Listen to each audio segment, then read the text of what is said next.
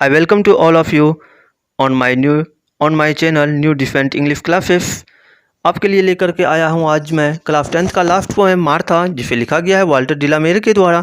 दोस्तों, इस वीडियो को अगर आप लाइक और शेयर ज़रूर कर लें, और साथ ही साथ इस वीडियो का सब्सक्रिप्शन का जो बेल आइकन दिख रहा है घंटा, उसे ज़रूर प्रेस कर लें और सब्सक्राइब कर लें, ताकि आपको इस वीडियो के माध्यम से मिलने वाले हर एक नोट्स का नोटिफिकेशन जो है आपको मिलता रहे, सबसे पहले मिले।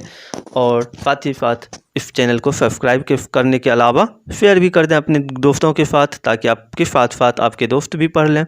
वीडियो को बिना देर करते हुए हम चलते हैं पोएम की ओर। लेकिन आपके लिए एक सूचना कि आप वीडियो को स्किप ना करें और अंत तक ज़रूर देखें, क्योंकि आपको अंत में मिलेगा ऑब्जेक्टिव के लिए नोट्स, जो कि बहुत ही ज़्यादा हेल्पफुल होगा।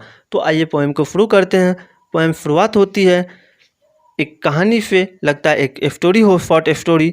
जिस तरह से हम लोग कहानियाँ जब सुनते हैं तो कहानियाँ में होती है बहुत पहले की बात है। जहाँ भी हम लिखना चाहते हैं पास्ट की बातों को लिखता है, इसलिए पोइट स्टार्ट करता है यहाँ से once upon a time over and over again. तब बहुत पहले की बात है, वंस बहुत पहले की बात है, क्या कि ओवर एंड ओवर अर्थात बार बार क्या करता था, बार बार again and again. Martha would tell her of her stories in the hazel glen. तब मार्था नाम की एक लड़की थी जो बार बार कहानियाँ सुनाया करती थी बहुत पहले।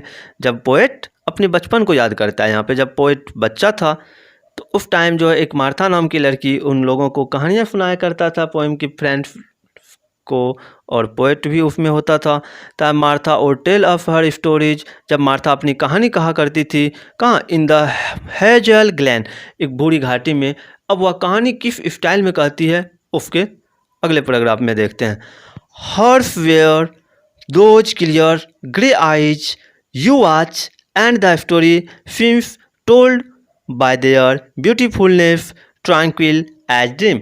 ऐसा लगता है उसकी जो सुंदर सुंदर दो आँखें थी, भूरी कलर की, और शांत गहरी आँखें जो थी उसकी, डीपली आँखें, आइज। तो अगर उसके सामने कोई बैठ जाता था कहानी सुनने, जब वह कहानी सुनाया करती थी तो इस तरह से वह सुनाती थी, लगता था कि जो कुछ वह कहानी के माध्यम से कह रहा है वह हम लोगों के शांत चित्त हमारे ड्रीम में जो है वह बिल्कुल वैसा ही फिगर चल रहा होता है। जब हमें कोई चीज़ बहुत ही ज़्यादा अच्छा लगने लगता है कहानी, तो हम इमेजिन करना शुरू कर देते हैं। उसके पास इतनी अच्छी कला थी कहानी कहने का कि वह इस तरह से कहानी कहता था कि सारे बच्चे को ऐसा लगता था कि वह ड्रीम में उस सारी बातों को सुन नहीं रहा है, बल्कि अपने ड्रीम में उस चीज़ों को देख पा रहा है, ऐसा उसे महसूस होता था। That she had fit with her two slim hands clasped round her bended knees. अब वह क्या करती थी, अपना पैर को करके बैठ जाती थी, और उसके हैंड के सहारे वह जो है अपना दोनों हैंड्स नीज पर कहानी के ऊपर वह टिकाए हुए रहती थी, और वह क्या करती थी, नीज को पैर पे हाथ को रख लेती थी, और साथ जिस तरह से पैर को हम लोग पीछे फोल्ड करके बैठते हैं मेडिटेशन से पहले का स्टाइल, जो खाने के बाद जो बैठाया जाता है बैठने के लिए, पैर को पीछे मोड़ लेते हैं, पैर के ऊपर पैर को मोड़ करके जो बैठते हैं उस स्टाइल में। The will be on her elbows loaded, और अपना हेड का जो लोडेड होता था वह टोटल भार एल्बो पर कहानी पर टिका दिया करता था। एंड स्टार्टेड एट इफ, और ऐसा लगता था एक टक देखता रहता था इस आराम की ओर। Her voice and her narrow chin, her grave, small, lovely head, seemed half the meaning of the words she said। अब ऐसा लगता था कि वह जो है अपना नैरो, जो उसका जो था चिन, टुड्डी जो था वह लंबा टुड्डी था थोड़ा सा, उसका फेस जो था वह छोटा टाइप का था, लेकिन वह बिल्कुल ही गंभीर फेस था, ग्रेव टाइप, बिल्कुल ही जैसे डीप आइज, जैसे जो नशीली आँखें।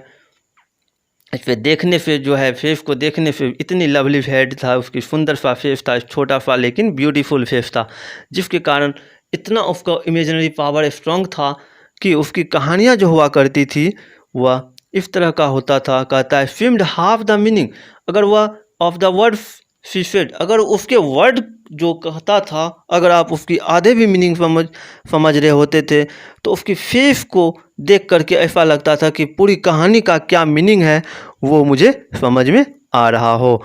इतनी अच्छी वह उसकी कहानी स्टाइल जो थी स्टोरी कहने की वह बहुत ही ऑसम क्वालिटी की थी। तो आइए नेक्स्ट पेज। फिर से अगेन नेक्स्ट पार्ट में कहता है वंस अपॉन अ टाइम, एक समय की बात है, like a dream you dream in the night, fair and gnomes stole out in the half green light. ऐसा लगता था कि एक समय जब उसकी कहानी सुनते सुनते कि हम लोग ड्रीम में चले जाते हैं, नाइट के समय हो और हम लोग ड्रीम देख रहे हैं कि कोई परियां जो है, फेयर्स मतलब परियों, और नॉम्स कोई इमेजिनरी ड्रीम जिसे भूत प्रेत के नाम से जानते हैं, इन द नाइट राइट, वह स्टोल आउट बिल्कुल ही छिपा रहता है, कहता है इन द लिफ ग्रीन लाइट। ऐसा लगता था कि वह लुका छिपी का खेल कर रहा हो, छिप जाता है कौन, फेयर्स एंड नोम्स हमारे ड्रीम में। इन द लिफ ग्रीन लाइट, वह पत्तियां जो हरी पत्तियां जो होती है उससे जो छन करके जो प्रकाश आती है, मध्यम सी प्रकाश, उस लाइट में वह लुका छिपी का खेल कर रही हो आता है। And her beauty far away, और जो परियों जो है, फेयरेस्ट जो है, उसकी जो ब्यूटी है वह ऐसा लगता है कि जब लाइट उस पर आने लगता है तो वह धीरे धीरे ख़त्म हो रहा होता है, और उसकी ब्यूटी जो है लगता है सुंदरता जो वह हमसे फार अवे मतलब दूर जा रहा है, दैट मीन्स कि वह ख़त्म हो रहा है। Would fade as her wife ran on till hazel and summer sun and all were gone, और जैसे जैसे समर सन जो है वह आना शुरुआत होता है, अर्थात सूर्य की किरणें जब पड़ने लगती है, अंधेरा जब ख़त्म होने लगता है, तो उसकी जो भी इमेजिनरी चीज़ें होती थी रात में, नॉम्स और परियां की जो कहानियां हुआ करती थी, वह ऐसा लगता है कि धीरे धीरे अब वह ख़त्म हो रहा है, लुकत वह बिल्कुल ही वह हमारे नज़रों से ओझल होता जा रहा है, ख़त्म होता जा रहा है। और एक समय ऐसा आता है, कहता है and all oh were gone, और सब कुछ ख़त्म हो जाता है, जस्ट लाइक दैट, कि आगे जैसा लास्ट पैराग्राफ है, the all for dawn and forgot, तो सारा चीज़ फॉरडन मतलब समाप्त हो जाना, सारा चीज़ समाप्त हो जाता है। और फिर कहता है एंड फॉरगेट, और सब कुछ भूल जाता है। And like clouds in the highest height of the sky, ऐसा इस तरह से जिस तरह से कि जब बादल हमारे नज़दीक होती है तो कितना भयंकर सा बादल लगता है, लेकिन वही धीरे धीरे धीरे धीरे जब आकाश में मिट सा जाता है, दैट मीन्स कि वह बहुत ऊपर ऊंचाई को छू लेता है, तो हमें धुंधला दिखाई देने लगता है, उसकी वह जो है रूप जो है वह कम दिखने लगता है, उसका प्रभाव कम हो जाता है। And the second last line, our hearts stood still in the hush, और कहता है उस शांत स्थान में हमारा हार्ट जो है, हृदय जो है वह बिल्कुल निठुर स्थिर रहता है। Of an age gone by, और ऐसा लगता है कि एक उम्र सदियों सा बीत गया हो, एक उम्र, एक समय जो है, एक लाइफ जो है वह चला गया हो। दोस्तों ये आपका हिंदी एक्सप्लेन कर दिया गया आपका पोएम का। अब हम लोग चलेंगे वर्ड इसके ऑथर के बारे में, फिर ऑथर का कुछ मेजर वर्क होता है उसके द्वारा लिखा गया पोएम या फिर कहानियाँ, और उसके बाद हम लोग वर्ड मीनिंग देखेंगे। तो आइए हम लोग चलते हैं अबाउट द ऑथर की ओर। आइए about the poet Walter de la Mare के बारे में जान लेते हैं। The Walter de la Mare was the greatest modern English poet, या एक मॉडर्न इंग्लिश पोइट थे। He was born on 25 April 1873 in London, इनका जन्म 25 अप्रैल 1873 को लंदन में हुआ। He is probably best remembered for his works for children, तो यह शायद ज़्यादातर जो रिमेंबर्ड किया जाता है, याद किया जाता है, वो किसके लिए, इसका वर्क जो होता था बच्चों के लिए होता था। जैसा कि यह पोएम भी आपने देखा, एक बच्चे के मनोरंजन के लिए यह पोएम लिखा गया, बच्चे के बारे में बातें हुई है यहाँ पे, तो यह इसलिए यह ज़्यादा याद किए जाते हैं।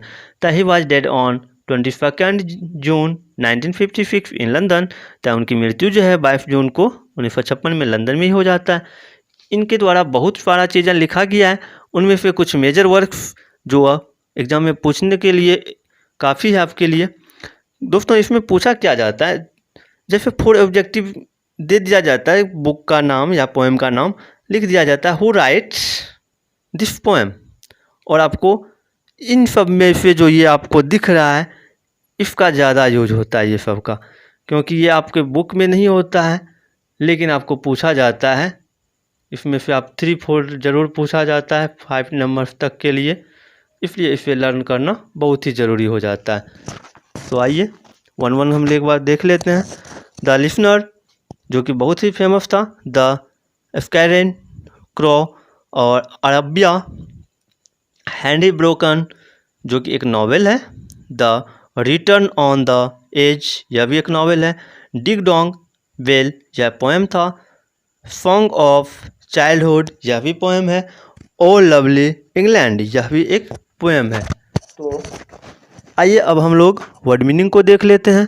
दोस्तों आप इसका चाहें तो स्क्रीनशॉट ले लीजिए, सबसे बेहतर ऑप्शन है। तो